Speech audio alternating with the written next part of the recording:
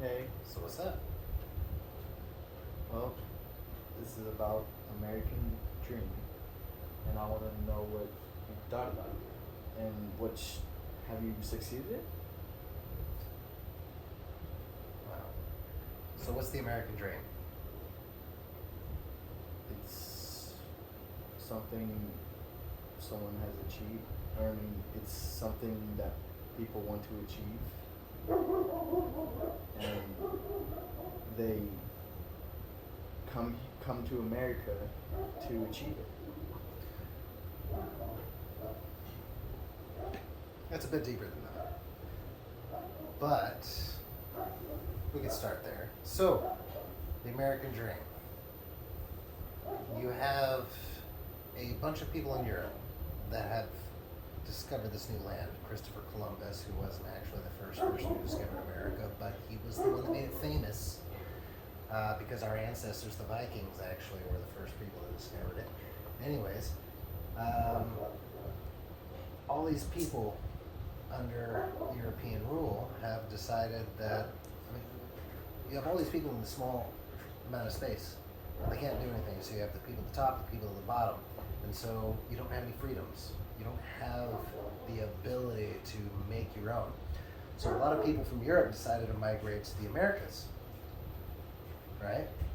And when they were in the Americas, the kind of rule of thumb back then was if you could build a fence around it, then that's your land. There was no deeds, there was no titles, there was no purchasing land. It was you go there, you build a fence, you protect it, that's your own. So it was free. Come over, settle, that's yours, right? Now, at a certain point, when people came over, because this was the American dream, right? If you want it, you can take it. You have to work for it. But if you get it, it's yours. Versus in Europe, where you do what you're told, you have a job, you have a scope, and you can't exceed beyond that because that's where you're at.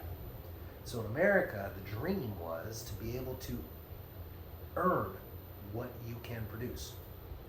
So a big problem back in the day with the American dream was that you could only put gates around so many properties, right? And not everybody was skilled.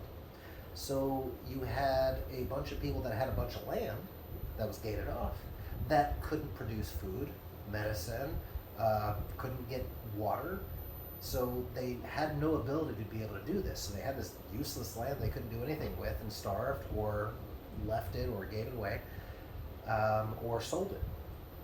And eventually, people started to congregate and create communities, small communities throughout the states, the 13 colonies originally. And these communities turned into people that can do a trade. I can hunt, I can slaughter, I can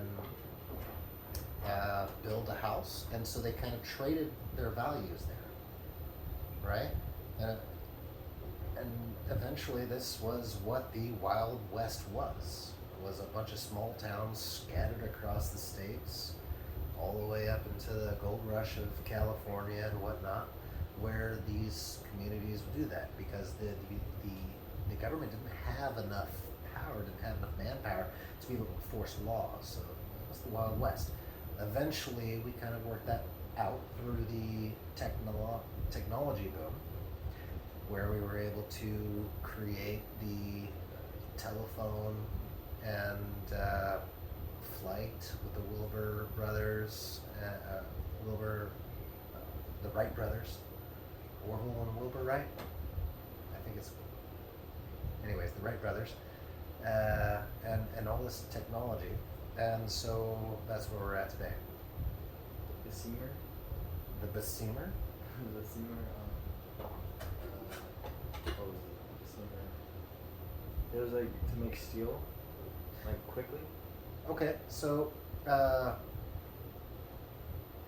steel was a big invention way back, and I believe by the Chinese. I could be wrong.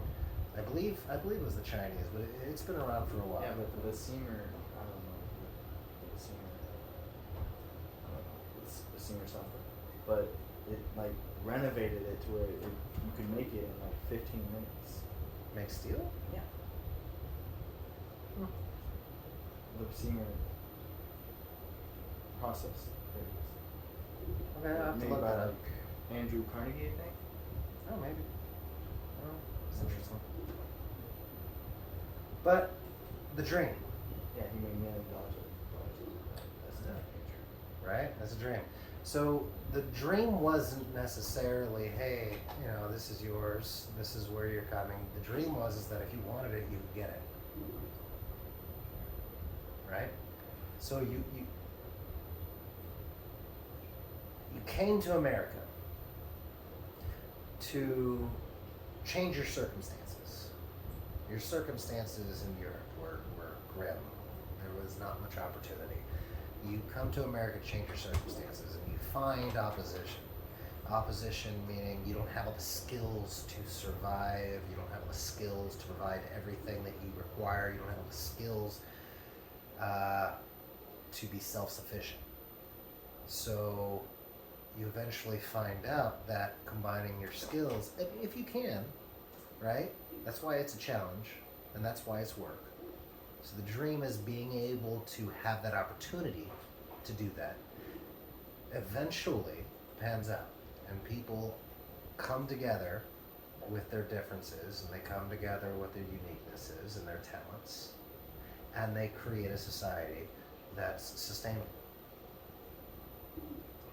Right? Now this freedom, this pursuit of life, liberty, and happiness is the reason why we're able to live in a country that we do today. You know, I think you've answered all the questions except one. So what's the first question? Was there a major American event that influenced your interpretation of the American dream? You answered Yes. that one. No, I didn't. Yes, you Yeah, did. no, Didn't you? let me get to that. I swear you.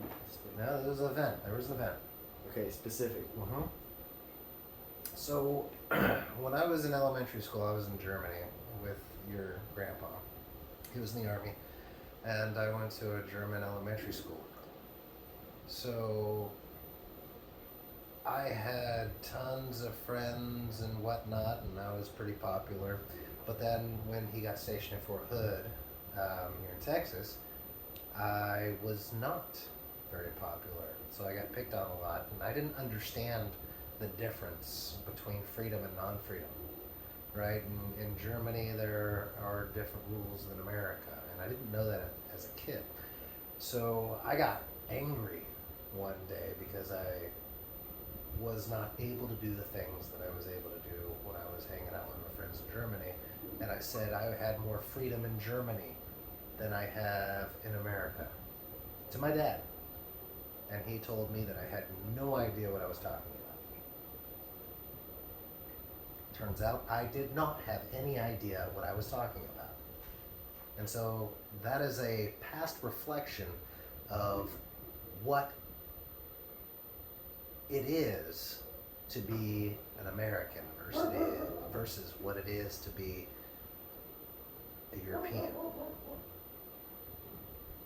So just because I thought one thing doesn't make it right. So that was the moment that I realized that the American dream is an actual thing. Well, okay, that's not what I realized it, but that's where I traced back to my original confusion. So later on I figured it out, but that's the origin. Next question. Consider your past, your family's past, your goals, your successes, and your failures. What is your personal connection to the old American dream? What is the old American dream? I guess the one with the Vikings. No, that's not American. Though. They came, they saw, they left. Well then, I don't know. Whatever, Like whatever American dream. the American dream is the American dream. There is no old or new American dream. It's the same for everybody, but different for everybody. Probably. I mean, life, liberty, and the pursuit of happiness. Your life. Right? You have a right to that. Liberty. Freedoms. to make sure that you stay alive. Pursuit of happiness. They didn't just say happiness, they said pursuit of happiness. So you have the liberty to be able to be alive and pursue happiness. That's the American dream. It's never changed. It may be different from person to person in the details, but ultimately, it's never changed at the high level. There is no new American dream. It's always been different for everybody. And it may have, today's person may be different from the original person back in the day, but it's still the same thing. It's life, liberty, and the pursuit of life, liberty, and the pursuit of happiness. Right? If you think that the American dream is different from life, liberty, and the pursuit of happiness, well, then maybe you don't understand what the American dream is. Because there are, once again, I did mention back in the day that in Europe there was no more land to take, right? So that's a very key point there. You can't come over and just put a fence around a property and say that's yours anymore. So that is a difference. But nothing has changed. You could still purchase that. You could get credit. You could purchase land. You could focus on your education. You could focus on investments. You could focus on Family. building products. You could focus on family. You could focus on these things. The American dream hasn't changed one bit. Because the American dream has always been different for every person. So I'm not sure. What I think the question is saying What does it say? is exactly what you're saying, but specifically excluding the pursuit. Like that's the main thing. It's asking what is your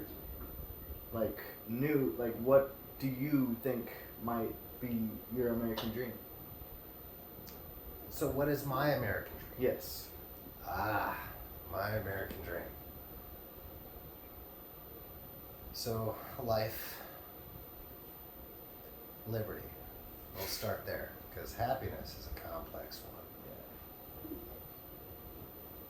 Easy enough to remain alive. So I've got that going for me. Liberty. I do worry about a lot of the clowns in the government right now. So that one's a scary one. Pursuit of happiness. There's a lot of things that make me happy. And I'm doing everything that I can to meet those goals. Because if I didn't, then I wouldn't be pursuing happiness. So I've taken a lot of risks. I've gotten a lot of education. I've struggled through a lot of struggles. And I'm waiting on my reward. It's gonna come because I've got to be persistent. So, life, liberty, and the pursuit of happiness. I think liberty is the most at risk right now. So, that is how I feel currently. What the American dream is doing for me. Does that answer your question? Yes, absolutely. Okay, what's the next one? I have chosen you to interview because I believe you embody the idea of the new American dream. What advice can you give this generation to achieve this dream?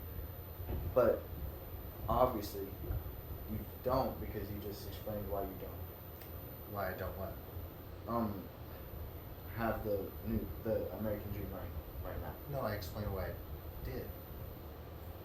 But you said that the what was it? Liberty? Yeah, liberty. You Yeah. said that it was. Yes, it's a question because liberty is freedoms, right? Being able to do things that you need to do. And currently in today's political environment our liberties are being infringed upon. In some places more than others. And I think it all roots to the history of the United States on how the federal government has obtained more control over the states. So the United States was founded where the states had more power than the federal government. And the federal government's job was to protect the states from outside entities as well as help with interstate issues, right? So the states were supposed to have the majority of the power. So if the federal agency stepped in, the states could say, back off, we've got this, and the federal government had to comply, unless it had to do with interstate issues or extra-state issues, meaning other countries, like, you know, the Revolutionary War, or any war for that matter, and the Civil War, because it was interstate, right? So that's where the federal government steps in. Over the course of the years of this country, the federal government has gained so much power that it's become not what the country used to be.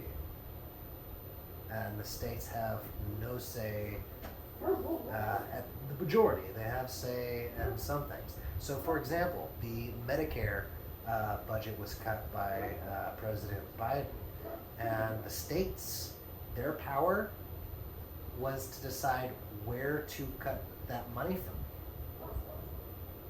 So Biden said, or Biden's administration, I'm not going to say he said it because, you know, I don't know who actually said it, but they said, we're going to say, this is how much money now that you have to spend on this program, and the states got to decide where to distribute those funds. And it turns out that some of those funds were taken away from Jenna's physical therapy, which really kind of sucks, because now instead of 2 visits a week, she gets 1 visit a week. And this is where the federal government has more power. This is an example of where the federal government has more power over the states, right? A state should be able to decide how much money is allocated to a specific program, and should be able to decide where these programs are enacted and how they are enacted. And what this creates is an environment where I don't want to live in Texas because I don't like the laws, I'm going to move to Colorado. Oh my God, what did you just do? You gave somebody a choice, you gave them liberty, you gave them freedom within the United States, within some place where they were able to follow the American dream. So I say my liberties are being infringed upon because the federal government has more power than the states. If the states had more power than the federal government, then my freedoms wouldn't be infringed upon. Therefore, I would gain more liberty and be living the perfect American dream because the options are available to me. And what is more important about having options, or what's important about having options, is freedom. You have the freedom to choose what you want to do. Once you start limiting those options, you lose your freedoms. So that is the explanation as to why I think my liberty isn't fully